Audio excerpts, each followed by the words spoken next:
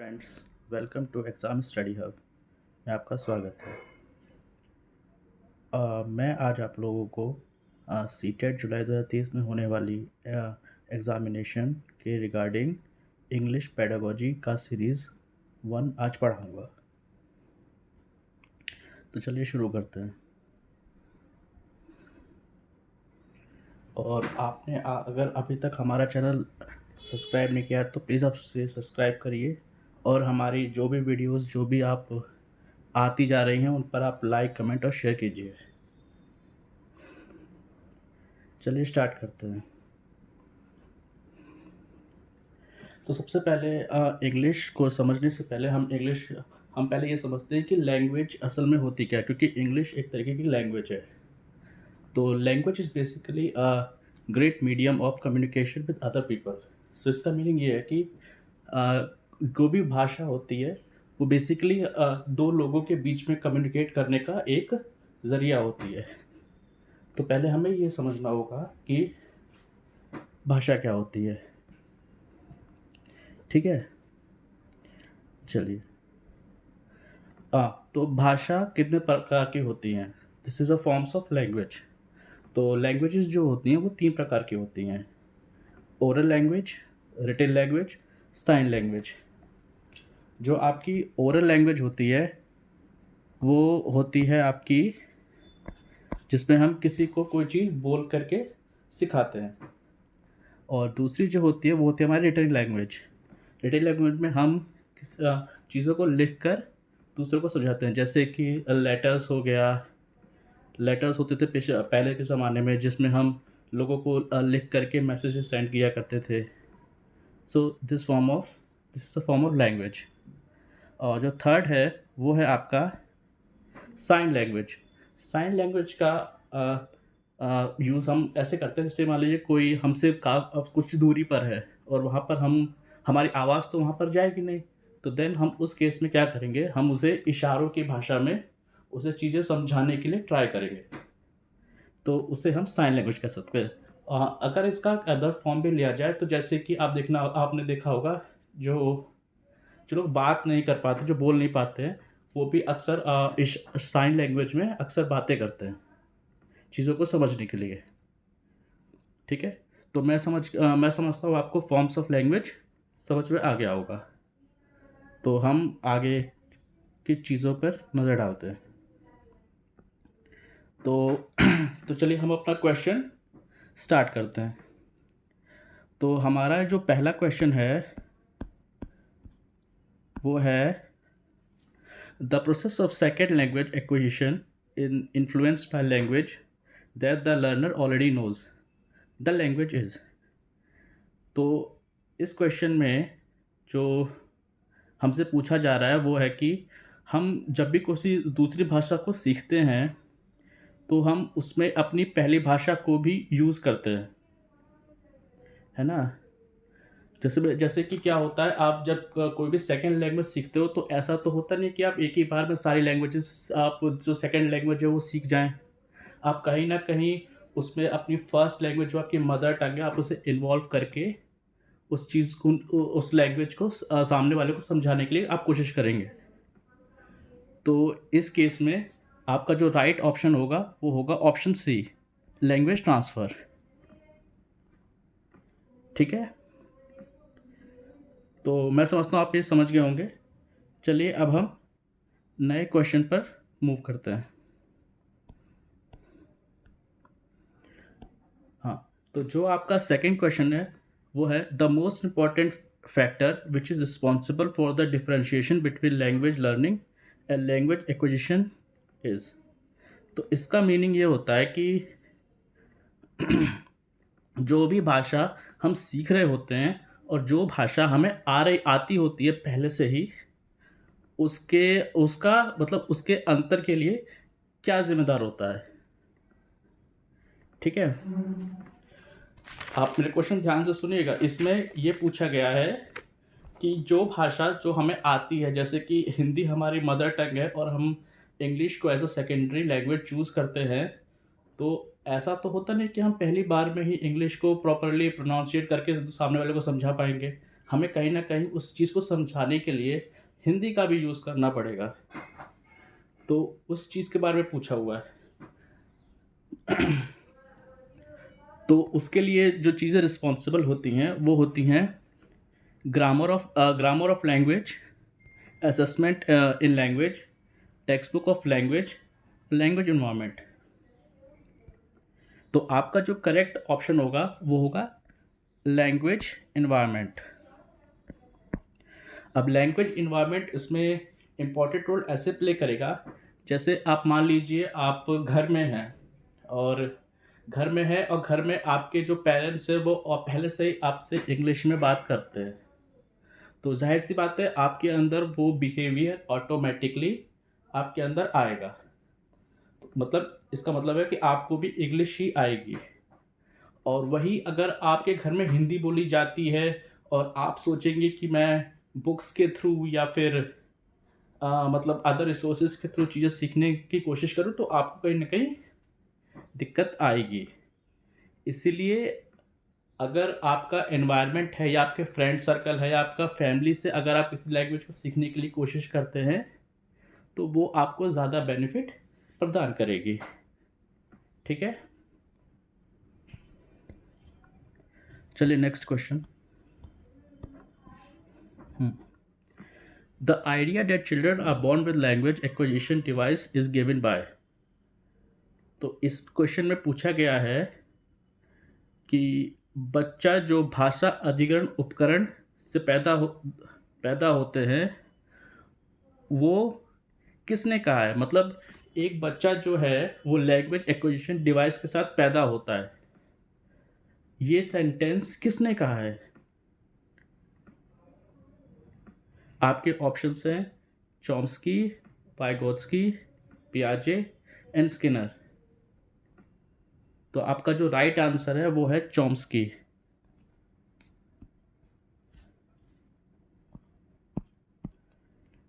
Sorry, आपका जो right answer है वो है चॉम्स्की। चॉम्स्की ने एलईडी नामक डिवाइस को रिप्रेजेंट किया था, जो कि हर बच्चे के अंदर स्टार्टिंग से ही होती है, बाय बर्थ होती है। ठीक है, चलिए नेक्स्ट क्वेश्चन स्टार्ट करते हैं। लैंग्वेज एक्विजिशन स्टैंड्स फॉर, मतलब भाषा अर्जन क्या है? ठीक है, हालांकि आप इस भाषा अर्जन से मीनिंग तो समझ ही गए होंगे, तो मैं समझता हूँ आपको कोई इशू तो होगा नहीं। फिर भी मैं एक बार ऑप्शंस क्लियर कर लेता हूँ। तो आपका जो पहला ऑप्शन है वो है learning a language without making any deliberate और कॉन्शियस एफर्ट। मतलब आपको कोई भी लैंग्वेज सीखने में आपको कोई भी दिक्कत या कोई भी इशू या कोई भी झिझक नहीं हो रही है। ठीक है, learning a language through some specific language methodology. ठीक है, आप किसी अदर रिसोर्सेज से लैंग्वेज को सीखने की कोशिश कर रहे हैं। ठीक है, थर्ड जो ऑप्शन है learning a language by taking resource to one's mother tongue. मतलब आप किसी के थ्रू उस लैंग्वेज को सीखने की कोशिश कर रहे हैं, मतलब है ना। जैसे मान लो किसी की मदर टंग इंग्लिश है और आप सोचते हो कि मैं उसके साथ रहूँगा तो मेरी भी इंग्लिश, मुझे भी इंग्लिश काफ़ी अच्छे तरीके से आ जाएगी, तो वो आपका ऑप्शन सी है। ठीक है, और जो आपका ऑप्शन डी है वो है learning a language with a deliberate and conscious effort. है ना, मतलब आप एक लैंग्वेज करते हो किसी दबाव में या किसी प्रेशर पे आकर के, वो एक प्रोसेस है। ठीक है, तो मैं समझता हूँ जो भाषा अर्जन जो है वो जो होता है वो, आप ऐसा कह सकते हैं आपकी मदर टंग जो है वो आपका एक बेस्ट एग्जाम्पल है आपके भाषा अर्जन का।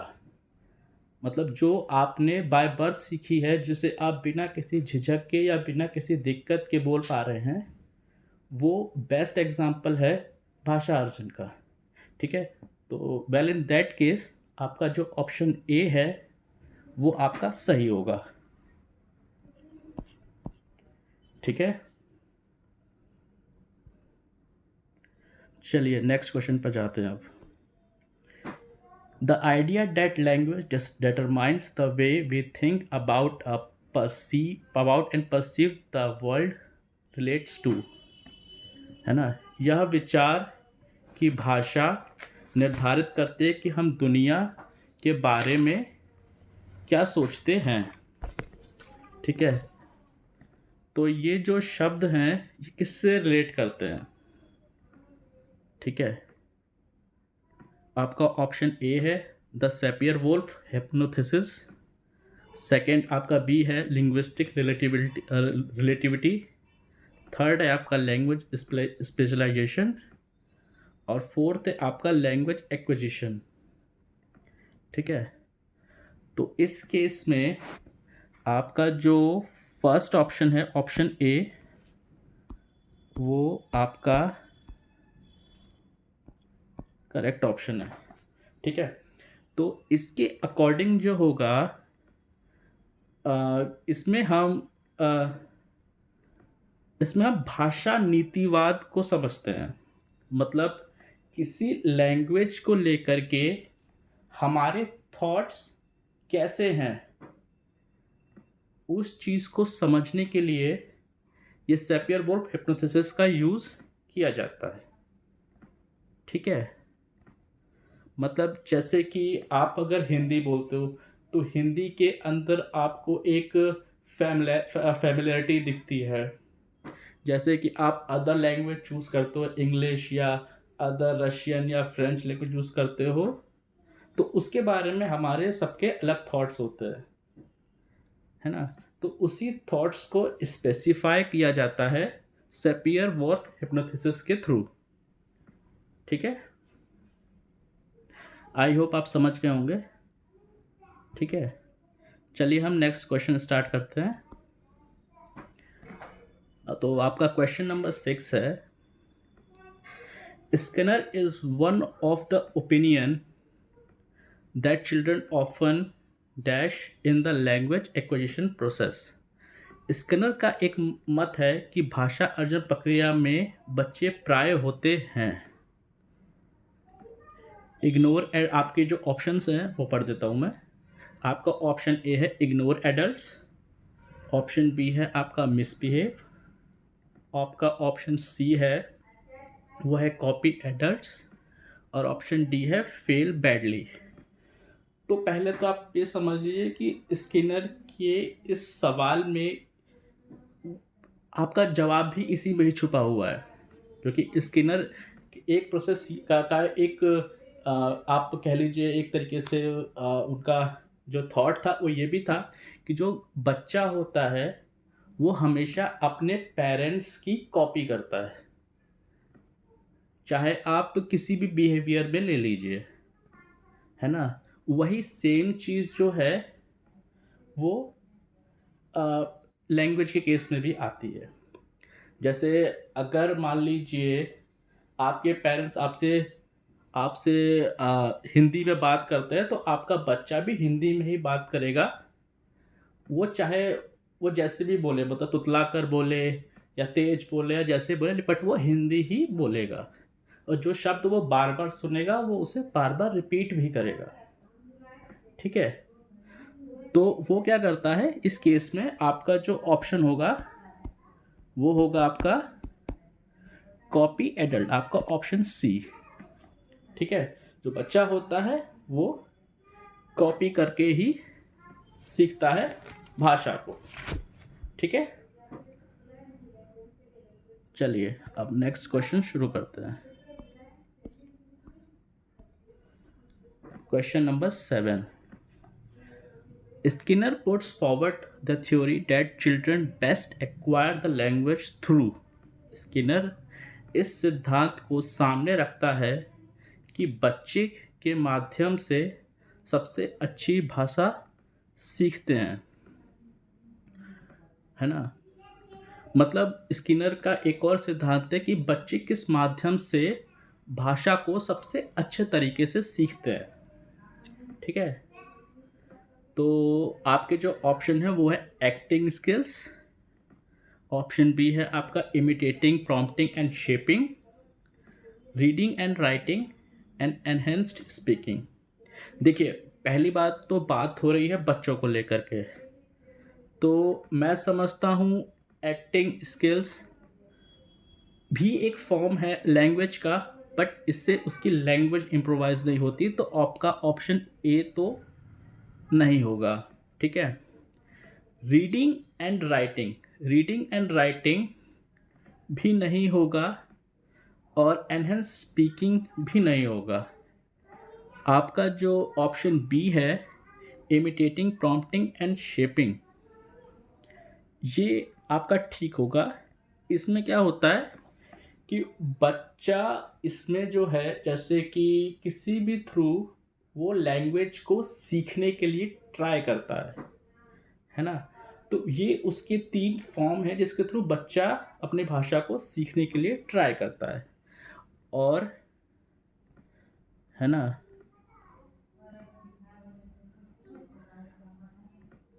ठीक है, तो आपका इसमें ऑप्शन बी जो है वो आपका राइट आंसर है। ठीक है, चलिए अब नेक्स्ट क्वेश्चन पर मूव करते हैं। Option number 8, it is suggested by पियाजे that children learn English through, है ना। इसमें है पियाजे के अकॉर्डिंग जो है वो बच्चा भाषा को कैसे सीखता है, इसके बारे में पूछा है। तो इसका जो है बच्चा सीखने का जो आंसर है आपका राइटिंग एंड स्पीकिंग, आपका ऑप्शन बी जो है वो assimilation and accommodation, option C है आपका trial and error, option D है आपका शेपिंग। तो इसमें जो है आपका जो ऑप्शन होगा वो होगा option B, assimilation and accommodation. इसमें भी ये बेसिकली पियाजे का एक आप कह सकते हैं एक तरीके से उनका एक दिया हुआ सिद्धांत है। इसमें भी बच्चा डिफरेंट डिफरेंट टाइप से भाषा को सीखने के लिए ट्राई करता है। ठीक है, चलिए नेक्स्ट क्वेश्चन पर मूव करते हैं। Option number 9, contrastive minimal pair are used for teaching learning of. इसका मीनिंग होगा विपरीत न्यूनतम जोड़ियों का उपयोग शिक्षण अधिगम के लिए किया जाता है। ठीक है, तो कॉन्ट्रास्टिव और मिनिमम पेयर्स ये बेसिकली होते हैं उच्चारण। ठीक है, ये यूज़ होता है उच्चारण के केस में। ठीक है, तो इसका डायरेक्ट आपको ज़्यादा सोचना नहीं है, इसका डायरेक्टली इसका जो ऑप्शन होगा वो होगा प्रोनाउंसिएशन। ठीक है, तो ये तो बहुत ही इजी का क्वेश्चन है। अब आते हैं लास्ट क्वेश्चन पर। 2 words have identical sound and spelling but not related in meaning is known as। इसमें कहने का मतलब है कि जो आ, ऐसे वर्ड जिनकी स्पेलिंग भी सेम हो, जिसका प्रोनाउंसिएशन भी सेम हो, बट उसका मीनिंग अलग अलग हो। ठीक है, तो उस चीज़ को हम क्या कहेंगे। ठीक है, आपके जो ऑप्शन हैं वो हैं होमोनिम, ऑप्शन बी है आपका होमोग्राफ, आपका ऑप्शन सी है पॉलीसेमी, आपका ऑप्शन डी है होमोफोन। ठीक है, मैं आपको समझा देता हूँ क्या क्या होता है। हालांकि इसका ऑप्शन जो ऑप्शन ए है वो आपका सही है, मैं आपको ये सब एक्सप्लेन भी कर दूंगा अभी। ठीक है, तो आप घबराइए मत। ठीक है, तो जो होमोनिम होता है ये ऐसे वर्ड होते हैं जिनकी स्पेलिंग और प्रोनाउंसिएशन सेम होता है बट मीनिंग इसका अलग होता है, ठीक है, उसे होमोनिम कहते हैं, ठीक है, वो तो चीज़ आप क्लियर हो गई। सेकंड है आपका होमोग्राफ। होमोग्राफ वो होता है जिसमें हम लिखते तो सेम है ना, लिखते सेम है बट उसको सेम बोला नहीं जाता, ठीक है। ऑप्शन सी है आपका पॉलीसेमी। पॉलीसेमी वो होते हैं, है ना, जिनको कि, है ना, जिनके मीनिंग्स बहुत सारे होते, मतलब बहुत अलग अलग टाइप के मीनिंग्स होते हैं, ठीक है, उसे पॉलीसेमी कहते हैं, ठीक है। आपका जो ऑप्शन डी है वो है होमोफोन। होमोफोन ऐसा है, जैसे कि इसमें क्या होता है कि इसमें उसे बोला सेम जाता है ना, मतलब जो आपका वर्ड होगा उसे बोला सेम जाएगा बट उसकी स्पेलिंग अलग होगी और उसका मीनिंग भी अलग होगा, ठीक है। तो आई होप आपको ये समझ में आ गया होगा इन चारों का मीनिंग, और ये बहुत इम्पोर्टेंट क्वेश्चन है, ठीक है। तो ये ऑप्शन, ये खुद में ही चार क्वेश्चंस हैं, ठीक है। तो मैं समझता हूँ आपका एक ही क्वेश्चन, आपके चार क्वेश्चन कंप्लीट हो गए, ठीक है, ठीक है। और हाँ, आप, ये वैसे मेरा आखिरी क्वेश्चन है बट आप टेंशन मत लीजिएगा, मैं इसकी और भी सीरीज़ बनाऊंगा जो लगभग 1 या 2 दिन में वो आती रहेंगी। तो उसमें मैं 10-10 क्वेश्चन बनाता रहूँगा, क्योंकि क्या होता है कि मैं अगर सिर्फ क्वेश्चन बना करके आपको राइट टिक करके और आपको छोड़ दूँ और आपको समझाऊँ ना, ठीक है, तो उन सवालों का कोई अर्थ नहीं है, ठीक है। तो सबसे बेटर वही है कि क्वेश्चन कम रहें, कोई इशू नहीं है, बट आपको एक्सप्लेनेशन और आपको क्लैरिटी होनी चाहिए, आपको क्वालिटी ऑफ कंटेंट मिलना चाहिए, ठीक है। इसीलिए हम क्वेश्चन की क्वांटिटी पर नहीं जाएंगे, हम क्वालिटी पर जाएंगे, ठीक है, ठीक है। आई होप आपका ये सेशन